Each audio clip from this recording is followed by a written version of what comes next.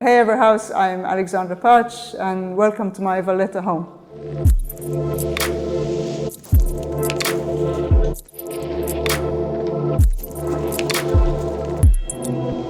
The house is a little bit of a building embodiment of who I am because it's very multifaceted.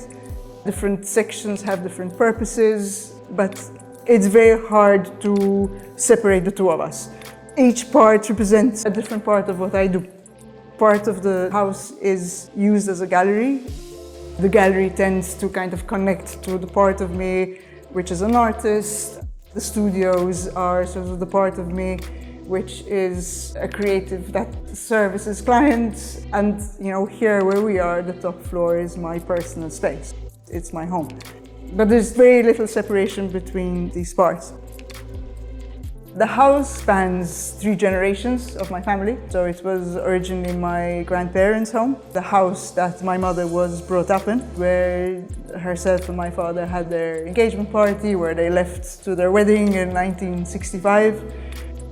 And basically the house stood empty for over 30 years, abandoned. Kind of started to slowly bring the house back to life, probably around 2007.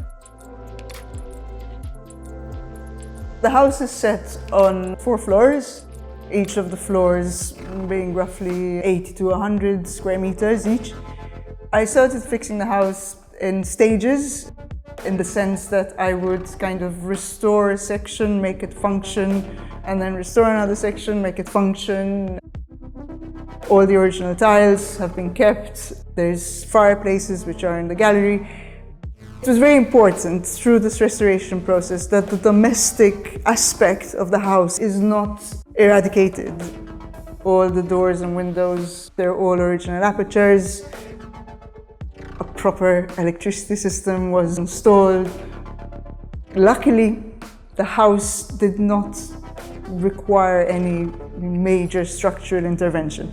The fact that I wanted to keep everything as original as possible meant that I even had to choose which rooms would serve which function without having to break the tiles. The kitchen was custom designed and built by my brother, Martin. My brief was extremely simple. I wanted a kitchen that didn't look like a kitchen. I'm not a person to spend a tremendous amount of time cooking, but it does still tend to be the space which everyone tends to congregate in. It is strategically placed in the middle of the living space, so automatically you seem to gravitate to that area. I really just wanted a space that is a space that you enjoy being in. I think it's a very different feel to being in the living room. Probably the living room visually is possibly the most beautiful space, but somehow I still prefer the feeling of being specifically in the room, which is the kitchen. To me, the living room space tends to be more the space where I would just relax, hang out.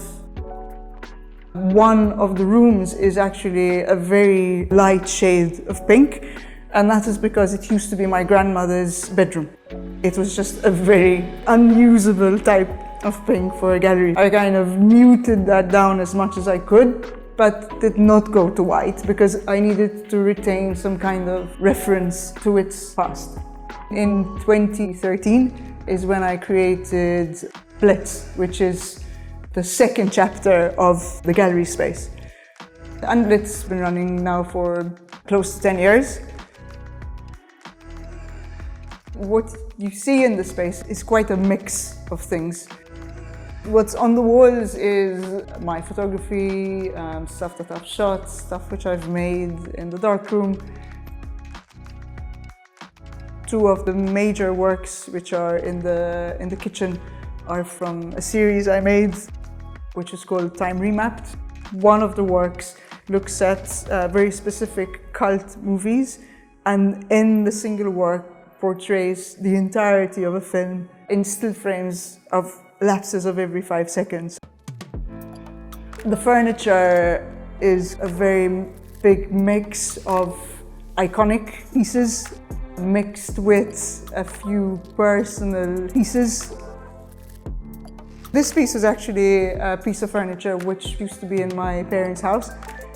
You'll notice that the structure, the tall bits, go halfway up the room, but where it was previously installed, it actually used to touch the ceiling. Over here, obviously, the ceiling is twice the height of most normal rooms, so it just kind of floats in midair. It's a locally made piece. And in Malta, in the era where G-Plan was very popular, there were a lot of local carpenters who were replicating the style. And this was in fact made by one of these carpenters.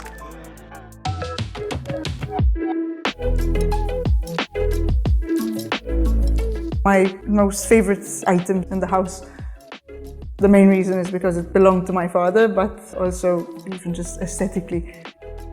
Nowadays it belongs in my home and holds a selection of mostly gins. So it's gone from a radio / record player to a memory to a makeshift bar.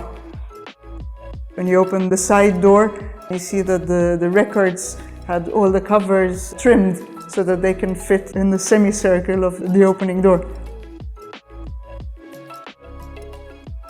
One of the hidden gems of this house, and maybe also a favorite, is the roof terrace, which spans the entirety of the top floor.